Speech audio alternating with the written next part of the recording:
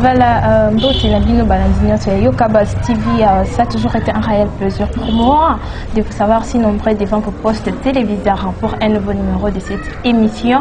Votre émission Tolobela Congo, qui est une émission qui vous parle de tout sauf de rien. Nous, c'est l'actualité. Nous, c'est vous informer. Vous informer, c'est notre devoir. Au micro, c'est Davina Kapala, la patronne, votre humble servante pour vous servir. Ici, c'est l'information en temps réel. Merci à derrière la caméra H4 pour ces belles images. Merci à toutes ces personnes qui continuent de s'abonner massivement sur Yokabaz TV. Alors, continuez de vous abonner massivement. Vous ne serez jamais déçus. Ici, l'actualité en temps réel. Voilà, aujourd'hui, je ne suis pas seule sur ces plateaux de Tolobela Congo. Nazana Mwana Mboka. Oyabingami ya Congo ya professeur Tikosi. Professeur Tikosi, tu as vu Masolo. Oye Italie. Mboka Nabiso commence à évoluer. Alors, lui, couvre-feu et ils ont continué dans la capitale, ils ont continué partout dans la République démocratique du Congo. Comment ça se passe? Précisément la capitale, parce qu'on n'a pas eu l'opportunité à Okene, dans la province, tout ce qu'on a comment ça se passe, mais normalement tous autres informations comment ça se déroule là-bas et aussi comment ça se déroule ici dans la capitale. Voilà. La FCC au bord de l'explosion. FCC au bord de l'explosion. Tokozapé va prendre des vies à mon avocat prophétique aussi. Tokoye va kosolanaïna au état litigé FCC. Va panzani ainsi parti et zayaoinda. Alors, la scène n'a mis à la brancher ce côté parce que c'est maintenant là que ça va chauffer avec les prophétiques aussi que je dis bonjour prophétique aussi. Bonjour Madame la patronne Davina. Na CP Libima et Belé pour aux hommes les sous Koyamanga et la émission nayo. Et nous avons appris le bagnoso. Sauf rien. Nous avons battu, nous avons la vérité. Pour moi, nous avons la vérité. Nous avons déjà avec la patronne. Alors, c'est la première fois que nous avons Yokabaz TV. Un mot pour la bateau Hollande. Bon, c'est plus trop. Na Yokabaz TV, Madame Davina Royambanga Soussou pour la première fois. Et je pense que nous avons Yoka. Et puis nous CP là. Nous Panza. Et puis nous avons Panza déjà. Il y a Robon Bezata. Il y a vérité de Golobati. Donc il y a FCC au bord de l'explosion. FCC et Panzani en six parties. Na minute Munamutu. FCC Renaissance. FCC donc. Et bimi tellement ébélé. Dans le moment déjà banda kala mukolo musale ko banda ba ko panza na bango moko musale si bandati est-ce que ngam na lobby yango ou bien chef de l'état mtalobaki pour être président de la république to ko bambala boni musale bandi bino mo boko ko panzana bo panzana et puis ko panzana wana ezali ya ba congolais ndi ba congolais tu ba comprendre que non to zalaki ndi na buzoba tu photo zonga siko na nzela po to kumbela mboka na idée oya mokonzi za nango ba peuple pe ba sepela o panza na tendegeni so mutu yabiso que no 1 + 1 est égal à 2 est-ce yo boya ngo est-ce yo linga que no 1 + 1 est égal à 3 o kola na mutu zo ba que no 1 + 1 est égal à 2 balandi place 1 + 1 est égal à 2 balanda 1 + 1 est égal à 3 te ba o panza na tendegeni to ba ko déjà kala pour comprendre et puis pour penser. Pour comprendre, bazongi na nzela. Eza nzambe ndi mutazo tsa ba makamusu ba réalité musu si on zo mona ba comprendre siko. Il faut tozonga na nzela, bazongi na nzela. Parce que eza ni loko mususu ba ko yebisa ote. Mais yo moko soka o molika makamba lobi yo o mitikika ko to no ke na mabe ya makanisa mabe o kozonga na nzela. Professeur Tikosi, les mêmes personnes qui ont quitté la FCC au Baké Kosala parti au Bakabouani, est-ce que vous avez rejoindre l'Union Sacrée parce que les mêmes personnes, est-ce que lobby kuna au monde a été Kabatouana sous division de la L'Union Sacrée? Ah non, je ne pense pas. Et je ne pense pas. Vous comprenez? Au moins, ils ont un bilot comme Moussoussou, il faut te y barrer. Moussoussou a conduit na loyengi. Mais tant qu'on vend la constance et zongi, à rejoindre la ligne. Ils ont un billet, on a bakene pe na loyengi. Vous comprenez? Basé belé. Citer les noms pour faciliter balancer. Basé belé, banémi, on a bakene na loyengi. La bitakui, on a bakene na loyengi. Est-ce que tant qu'on a besoin de zongi si bon? Bete bango moko. Et ça, les Cambodgiens solo, oye pas na ngate solo na o comprendre l'idée na za nango. O tali keno a té, kuna za ina côté moi bi. On comprend. O songa. Et puis na o senga na remote chibanda ami tika na yemo. Ami ya na ina malembo remote chibanda. Ami ya na malembo. Ami yela na yemo na malembe. Et puis loko bazoka ba chai loko la soki en tête à FCC wana. Atika na ye. Alongo na ina malembe. Ne ba bitakui ba tiki ba comprendre l'idéologie à président de la République ba zongi nanzela. Vous comprenez? Mamutube cause na bango yemoko. Monsieur mon père mitika na côté na union sacrée. Non. Et Joseph Kabila. On assure. Ah, mais pourquoi pas? Pourquoi pas? À quoi côté na union sacrée? Ils m'ont pas rencontré la union sacrée, ce n'est pas parce que quand on va conduire dans les erreurs, mais pas de blague. Pour le peuple, pas de blagues. À moins aussi, par exemple, que la force c'est pour nous les peuples. Vous comprenez? Parce que au bon côté, bon côté, ceux qui ont ça, l'assemblée, ceux qui ont pour tout le monde comme nous sommes là, on a besoin à tabiso tozalaka te me bana na biso tango ba botamaka ba kotikalaka mboka o ezala bien. Et ça te donc à partie moko boye ba kaka basala kaka ba ronde kaka bazana na balar ba tout ba souffrir. Non, ça ne passe pas comme ça. Union sacrée ne makambo tout le monde à la barre. Na sengi même na ancien président na biso Joseph Kabila yaka na union sacrée idée oyo za na ngoya malamu pesa ko n'est pas président de la République makambo ke liboso. Voilà. Bapesa idée makambo ke liboso professeur Tikosé Emmanuel Ramazan Shadar ba utikoloba a libéré ndaku ya Gombe. Oh, balobaki keno bakutaki en vide, c'était ma première fois na République démocratique du Congo, précisément la capitale et puis na commune à Gombe, au kutalopa en vide. Emmanuel Sadar Wanapela. Si par exemple aujourd'hui moi j'étais président de la République, moi M. Chibango Ilunga Titi Tikosé, de Bosso Nana Kangandi, Nkai Nana Kangai. Mais c'est trouble fait, tu as désordre dans Boka, c'est Emmanuel Sadar. N'a pas proposé ma BO à chaque fois par exemple le garde de la nation Zoroba, il faut aller rater pour dire de n'importe quoi. Peut-être on ne peut pas nous intimider. On a pas langage. Et je dis à presque chaque fois, si par exemple je passe dans une émission, c'est Pélandé, tout ça, président de la République, et tu pars pour qu'il équipe la télé pour dire de n'importe quoi, bataille au pénamis. Tu vas changer depuis Kala. Tu vas faire des ordres dans le Bokao. Emmanuel Sadar Wana, dans ma faillule Wana, nous sommes dans ma musique Wana. Mais faillule Bokangi, moi, qui est des ah, ok, nous avons aventuré. Faillule Wana. Alors, il faut faire un beau sale cabon pour voyager. Non. Au moins, nous sommes dans le Bokao, ceux qui sont les Malam. Est-ce que vous ne savez pas qu'il y avait des gens qui avaient des basés dans le on est déjà en Europe, Bazoul Bango. Est-ce que vous avez des informations sur le bateau et poteau et Zambasoul? Ok, nous sommes arrivés là avec les couvre-feux. Les couvre-feux, ils acquis pour la Covid-19, ils acquis pour le Kangabatamaboma parce que c'est des informations qui ont circulé dans la capitale. Non, bien. Couvre-feu d'abord, lorsqu'on parle sur le couvre-feu, il y a intellectuel. Vous comprenez? Si on a un couvre-feu, c'est qu'il y a un, ça ne va pas dans le bouc. Tu comprends? Covid-19, tu bêtes en maçon dans trop, tu vas malade on les aranango. Tu comprends? Malade on les aranango. Tu comprends le Covid-19, tu comprends le couvre-feu. Ça pose pas de problème. Tu vas pas profiter pour nous. Ça pose problème aux populations. Et ils ont posé problème à la population. Pourquoi? Il faut que tu aies la vérité. Parce que moi, le transport, surtout avant le côté de Tchangou. Vous comprenez là, saute mouton dans les civilités et ça pose trop de problèmes. C'est par rapport à ça que nous la bombe.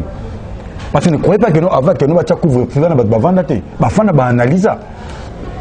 Et ça bien pour Nabiso. Vous comprenez? Et ça bien pour Nabiso. Parce que si par exemple, nous avons un mabé, est-ce que nous avons un mabé, nous avons un côté qui n'a pas de coup, nous avons un côté qui n'a pas de coup. Ça soit une semaine, ça c'est bête. Est-ce que nous avons mais tout côté, dans centre-ville, ça va bien. Mais on a fait ça pour nous garder, biso peuple. Le président on a lingui biso tout un problème. C'est pour cela il accepte que nous avons gagné biso tout ndimi yango. Yondo ndimi yango.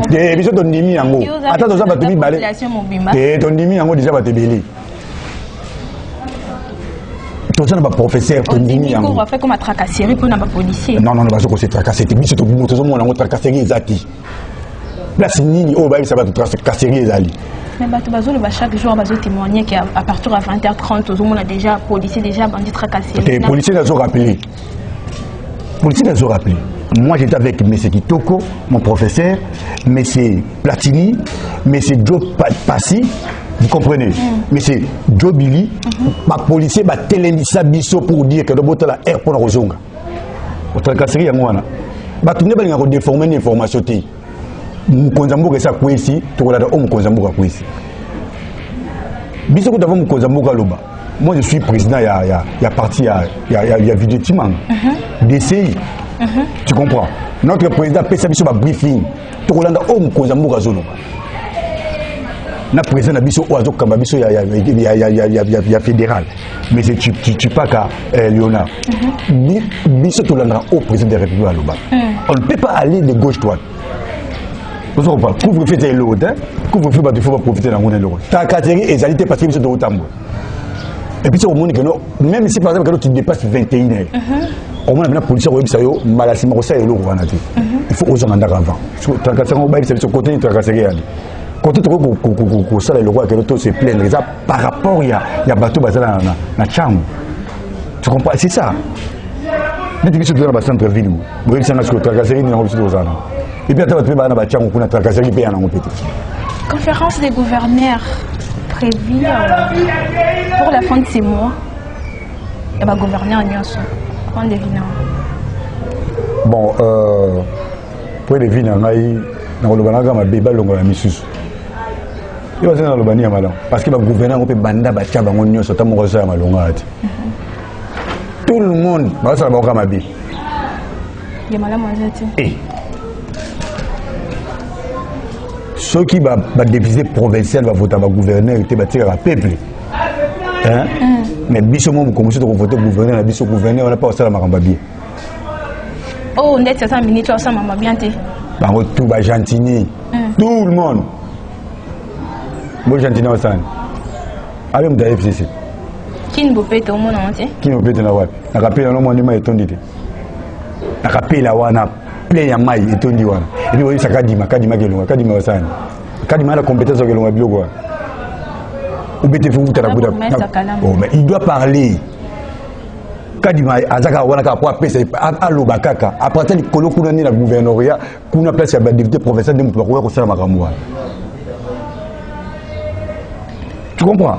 Tout qui n'a pas makambo sur la logique il y a makambo. Est-ce que gouverneur n'est pas yi gentil il éviter que non place on les amabe. Qui moi c'est mon bébé ba. Ayi bien ngode.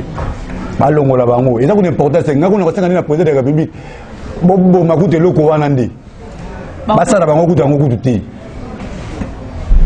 Ba ko yande ba osala bien. Ba ko ne ba osala bien. Ndetine. Olobi? Ndetinani. Oh, ne tatanga mo pe na osala bien. Mais zo ibisa. Ah. Ne tatanga mo ko. Na osala bien. Je suis né à Kinshasa moi. Tu comprends? Grandi à Kinshasa. Fait les études primaires dans laïque dans le site. Fait les études humanitaires secondaires à Bandunda Kikwiti. Fait l'université ici à Kinshasa. Nayebi Kinshasa moi bien. En parlant des gouverneurs, Madame Fifi, vice-gouverneur Yelloa là-bas, vraiment combattu parce qu'elle a rejoindre l'Union sacrée. Mais nous avons la chose à mon clarté. Atiki naye alors on a place aux autres, on est la claire. C'est comme tu as dit. Amoni que non, idée na ina bateau so simba na ngoli souci. Maman, merci beaucoup de rejoindre Bisso na Union Sacrée. Parce que Bisso de toujours ngani bata boy, bona idée na bino comme comme Bisso ce qui est bien. En tout cas, c'est que merci maman place aux ali. Et puis toujours kebisa gouverneur wana. Soki mutasali choix na ye. Tika ya sala choix na ye. Vous comprenez? Parce que les autres, ils ont le choix. Et ça, ils ont le choix. Et c'est pas dit que non, ils ont le choix pour les titulaires, les adjoints. Ça ne passe pas comme ça. Papa, tu as dit ça. Pour moi, comme si on a dit ça, ça va beaucoup Tolandayo. C'est bien que c'est bon pour la conférence des. Tolandayo. Pour que tu aies ça la budget. Si tu as été mais le pas dit du peuple, à 750 000 motos car pour nayo. Si comme maman on a comme la région de l'Union Sacrée, à ça musala na kimia, à la kimia. Par rapport au débat qui est la caméra, histoire à caméra, on a qui vice-gouverneur. Alors, il y a la caméra, on a des propos du gouverneur, alors il y a la caméra pour la sécurité. Et madame, maman Fifi toujours. Non, gouverneur. Le gouverneur a attaqué la caméra pour la sécurité. Pour la sécurité, ni. Wana la caméra, on a partir de ça. Vous ne savez pas que nos FCC wana a la caméra. Tout ce qui se passe là-bas à la présidence, on a pas eu Maramouane. Gouverneur wana, ça a FCC. Gouverneur wana ou a la caméra wana. Alors vous avez FCC. Mais rien n'empêche ceux qui dans le cadre de sécuriser. Qu'est-ce qui prouve que nous avons sécuriser? Qu'est-ce qui prouve? Baza batuma B, bata FCC wana. Baza batuma B, les gouverneurs wana président de la République fait âge de la décision. On va quand bazo qui ça a pour bloquer bango batikali a. Pour bloquer bena tous les gouverneurs autrement ni pour nous on a zomona route. Ba ko tata élection en 2021 a. L'élection il y a gouverneur l'élection communale vous comprenez. Attends 2021 par contre ça la mousse ndeka basalika ka makambo ya assemblée wana etika le chikope tata wana be dususu tata wana wazana sina wana nani tata wana zana sina wana mais kama komo kuna ko éclaircir ba doit yebi tata wana die kuna tata wana zana sina soki tambwe mama wana etika li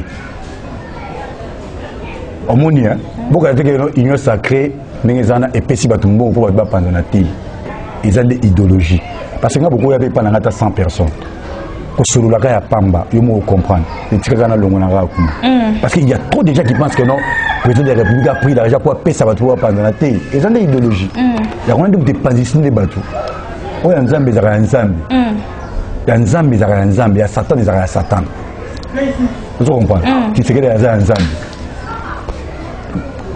Mais c'est le président de la République.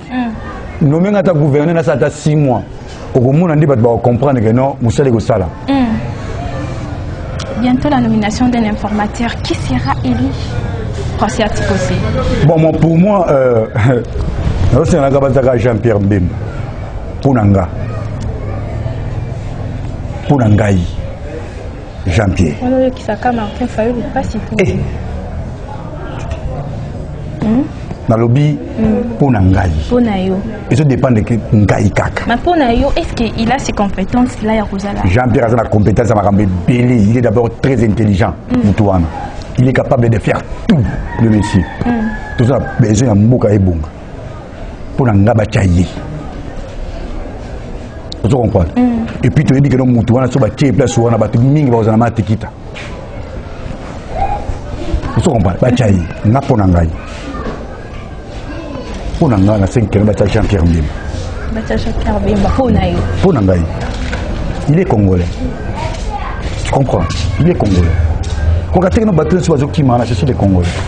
Pour eux, on a joué à Congolais. Ah, c'est bien. Parce que Nani, Martin Fayou aussi, il est bien Binganaï. Ton ligne à Tamakoloté dans l'Union Sacrée. Parce que Bango a un double tranchant. Bamouzitou, on a mis surtout. Vous comprenez? Ça faut que tu battes dans l'Union Sacrée. Est-ce que lorsque le président de la République a un bien abattu, est-ce que Mouzitou a Kenda? Est-ce que Nani Oyouana, Moutamio Fayou a Kenda? Le billet à ma côté, c'est pourquoi je dis que Vous avez un problème na Martin Fayulu tondeni. Te azamo na mboka te. Bana mboka bazali te azamo na mboka te. Mwana mboka ezali bateau baki. Parce que le président de la République azaka moko. On se comprend. Le président de la République azaka moko, chef de garde de la nation azaka moko. Bazaka bi baleta. Et si Fayulu dit que non azaka président de la République, tout ne va pas pour dire de n'importe quoi. À qui n'a ça des martyrs? À qui a prêté serment comme président de la République? Total non. Tu sais qu'il est peur aussi tant Kabila, Joseph Kabila, Azaki ancien président, Azaki Eli, les pères continuaient toujours de dire que Aza Eli. Bon, c'est qu'on a bien, dans la gagne, c'est qu'on mais en ce moment où le père Azaki Koloba qui est Kabila Aza Eli, mais Kabila Azaki n'a quitté. Non, bien, Kabila Azaki n'a quitté. Kabila Yemo Mikene la kuna poane. Kabila fils Akena kuna poane. Nous, on était à l'élection, le président, il y a un centre, il y a vote, on sait des réalités, ce qui s'est passé. Moi, j'ai travaillé avec Francis Kalom. Tel comme ma tricage est à la on donnait des gens l'argent. Par contre, tu as vu Soloni. C'est pour les Rambo, moi. Les Rambo, c'est qui le papa de ça veut dire que je suis un yango. Na voté papa Wana, et puis na voté Francis Kalom. Et puis, chaque jour, à député, moi, très social. Et puis, Moutou Hollandais, c'est papa Nanani, papa Molière. Vous comprenez? Il y a trop de choses, il faut que la vérité. On ne peut pas à chaque fois, et là, on a dit ça, c'est ça, président de Tshisekedi, tout le monde a soutenu. Yo zo manteke na tanga ezaki liboso soki munaki sasa lelo mutu azana raison akifunda mutu azana mbongo ata mutu azana raison ba opesa mutu azana mbongo raison mutu azana raison ba opesa to mais les a suscité égalité. Voilà, fidèle de Yokabas TV. Je vous rappelle que je suis avec les profs certificés. Oh, tu es là pour bétani masolo na maimatali mbo cannabiso, maimatali à politique et mbo cannabiso. Je vous rappelle que au micro c'est Davina. Je tiens à vous remercier pour tous ceux qui commentent. Non, c'est un minolo parce que je ne l'ai pas vu. Bon, ça la moitié commenter les émissions. C'est une façon pour vous de nous soutenir. Hein? C'est une façon pour vous de nous dire auto ça la mabe, na auto ça la une façon pour vous pour améliorer là où ça ne va pas. Ok, alors parce qu'il a nous vers la fin de notre émission. Moi, Namboka, professeur Tikosé, Valentin Moubaka a un problème avec le président de la République. Bon, au moni, Valentin, on dirait Batinda Rabango. C'est pour cela que je dis à chaque fois, si vous mettez les Kaloko en émission, pour parler de n'importe quoi avec le président de la République. Bon, 5 minutes. Tu comprends? Moi, je ne pense pas que nous, dans les États-Unis, nous avons n'importe quoi. Des Trump qui ont pouvoir, je ne pense pas. À toi, avec notre démocratie en haut, il y a beaucoup de monde en haut. Tout le monde est devenu chef dans beaucoup. Tout ce qui est président de la République, tout le monde, pour le n'importe quoi. Non. Et puis, ministre, il y a ceux qui ministre information, ceux qui ministre, ceux qui ont mis dans le les gens de la chaîne, pas qu'un autre. Pas qu'un autre chaîne. La main emmène dans la route. Et tu passes à la télé pour dire de n'importe quoi pour Kabila. Pas qu'un chaîne. Et là, qui dictature, et qui dictature, Bishop est bappé, ça va poster un jour, Bishop est tout ça la peine. Si par exemple quelqu'un qui est capable de le faire, le PCB poste. Tout le monde qui prend l'audace de parler à la télé n'importe comment. Et ça m'a. Mais si le président de la République agit, tu es président d'un dictateur. Tu vois, c'est pas normal. Ils ont des cas union sacrée. Au moins, ils ont une union sacrée. Il y a des gens qui ont battu dans ma surtout. Est-ce que vous avez dit que les gens qui ont dit que nous ils ont dit sur la porte de Msambouk. Et c'est lui qui salue mes bandes, qui salue Yangoana, qui salue Ngopé et Banyan nous bien été. Mais pas de qui m'a bambam. et puis ce bandit bien ils en est et ça la grave. En parlant de Lambert Mendy, procès aussi au lobby, Lambert Mendy a aussi tenir des propos moi le lobby a jamais que moi il déplace parce que batika la couper ça y est lettre ya démission té.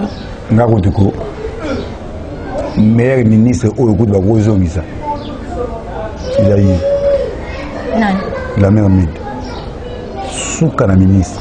Bazon ici. Eh, quoi n'était. Maintenant en parlant de l'IDPS. Mais oui, balongo la été. Aza parmi ba cofondateur ya IDPS na longola. Ba monsieur ba malama kala mingi. Na IDPS kuna avant oya ba pesa ka lettre ya adhésion. Eh mais oui. Monsieur na DCI ba pesa lettre d'adhésion. Au sein d'adhésion na parti. Pourquoi si la mère met dans une carte ya IDPS. Mingi pe bazana bango na bazo na bango na IDPS. Ba ba kama lobo la mère menda lobi. Ba so na bango kala mingi. Attention trahir. Mais ne sais pas quoi trahir pour un bon goût. Parce que tout le monde va dans la FCC ou la BIP. Tout le monde. Les Kambaye ou la FCC ou la BIP. Ma bitakwira. Nos professeurs dans la Mouraza. Mais c'est juste un mouibi. Tout le monde a némi, tout va mibi. Au moins, il c'est la capo, bazonginde. Va comprendre. Bazongi. Et je pense que c'est une bêtise. Pour les sécurité, c'est un bis au peuple. Sur ça, ma bête au Landa ou au Longola. Et je pense que c'est une bêtise. Moi, j'ai aimé combattre mon sous Bazo, Longwana Bango, Oiseau Bamon et Bango Clarté. Et tout le monde a aimé au président de la République, ancien président de la République. Vous, c'est les ponas. Ayana Union Sacrée. Ayana Union Sacrée pendant qu'il y a préféré du côté Kuna. Il y a qui est ah, madame, beaucoup de personnes ont permission. Non, la permission. Bisson est peuple, la président de la République. Bisson est voté Tshisekedi. Makamno sou était Tshisekedi au sala wana. Tshisekedi fatia au sala. Bisson muto yebi sala, bisson peuple ndi muto yebi sai. OK ndio. Ah, ben ça OK ndio. Bisson muto yebi Tshisekedi akide. Il y a un moment, c'est pas les moments. Bino bolingi Tshisekedi a libéré tout bino, tout le peuple. Biso le peuple ne muto libéré, biso muto bala, biso le peuple to web ça, Tshisekedi a libéré. Tshisekedi doit libérer sans peuple. Il n'est pas temps. Té, alors le remonter. Biso là, même député provincial, même député national, même président de la République, et ça biso peuple ne muto tcharabango. Et puis tout ce que Tshisekedi est en train de faire, le président de la République est en train de faire, et ça peuple ne muto outil. Au moins qui va sortir à bâtiment surtout. Et là bâtiment sous bas solo là qui va qui va ici bâtiment beaucoup de temps pour les avoir ils boui. Alors ça la au peuple azul. Oui peut sur la salle il y a le mot que le peuple a se pété tout l'andaï. Tout l'andaï. Tout le président de la République. Eh. Tout l'andaï. Vraiment ça c'est les Congolais. Eh. Nous on a besoin ndenge makambo c'est qui ni malamu et qui ni malamu jusqu'à la fin. C'est très important. Et ce que le président de la République est en train de faire, c'est une très bonne chose. Et ça, lilo pour na bâtiment surtout va se retrouver pour na mboka oyebunga pour bisona surtout za la madame. Et le obiso za na besoin ngwa. Voilà pour na bisona surtout za la madame fidèle de Yokabaz Télévision. Nous sommes arrivés presque à la fin de notre émission d'aujourd'hui. Avant de mettre fin avec procès Tikosé, question et asuka procès destruction Rubewa. Batignon so bazolila. Maman Olive.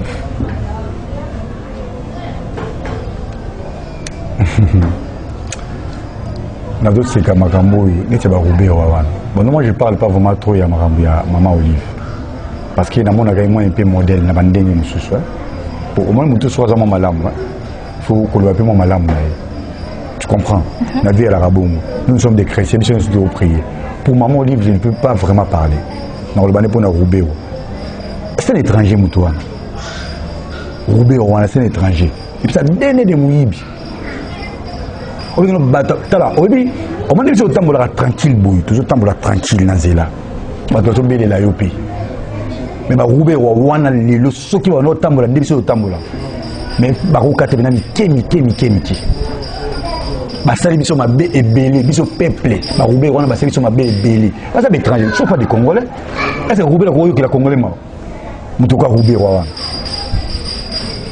mutu ko roubé wa wana pena ko yo la congolais ma bon ba semela kanza mende ba kana ba mbongo ba tamola ba avion ba ni tout ça même kolo ke no ba no tamola boye pena mo musu to lingi pena to ko boma point to boma matin to lingi pena ba singa to tune pena eza makambo ni bosala ba tozaka normal ba za ba tumo ba ko vana na Congo ti c'est un étranger aza soki rwandais aza soki pe nani ba kanga e ba zo na mboka na bango baza bato bakovanda te bato tu bamemi biso na makambo ya mabe na bosoto na mboko eza parmi bato na barubero bali barubero bazwa il y a des gens qui parlent de Kabila oyo auti olongo na pouvoir mosu mpe so tobitolanda balogique par là c'est pas Kabila eza barubero wana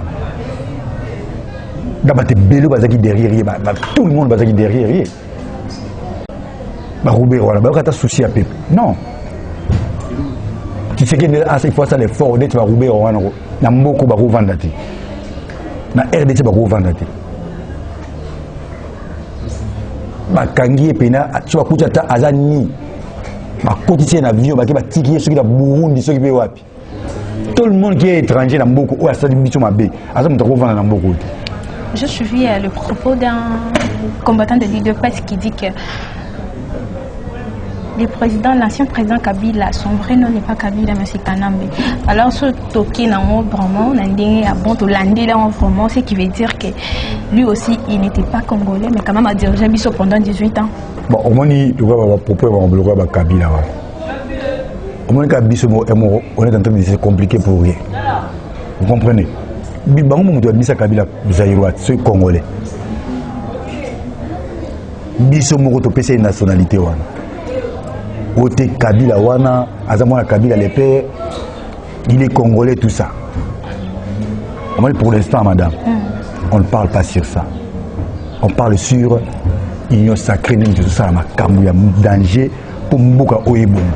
On ne peut pas se distraire dans makambo Kabila là parce qu'il n'est pas président de la République accueilli déjà a to tikali awa de Fatima Mokonzi union sacrée de Mokonzi babongisa biso mboka na bato nyonso baza na makanisa malamu pour na peuple Kabila ce sont des distractions akenda na ye déjà base ya makambo mikolo c'est union sacrée yango moto esala makambo kisalume banda udi mvasi nakoloba na Chiluba te parce que si par exemple quand je parle à Chiluba ici baloba notre tribalisme moke tubaka na Kikongo pampangi na munu ya bandundu ya bako moke muluba moke muluba moke tuba na Kikongo en tout cas peut tout simana na maboko aussi mais tout l'avouement président de la République poids na makambo qui est pensé il y a bien à ça dans la carte il y a mboka na biso et qui est très bon. Voilà, tout aussi va président de la République pour na mboka na biso qui est bien. Message de la fin pour Sertikosé. Bon, il y a fait dans la raté. Il y a fait comme message à souka pour une émission. Bon, message à souka pour na émission Mukola Lelo. Balandi Yoka TV. Balandi Yoka TV.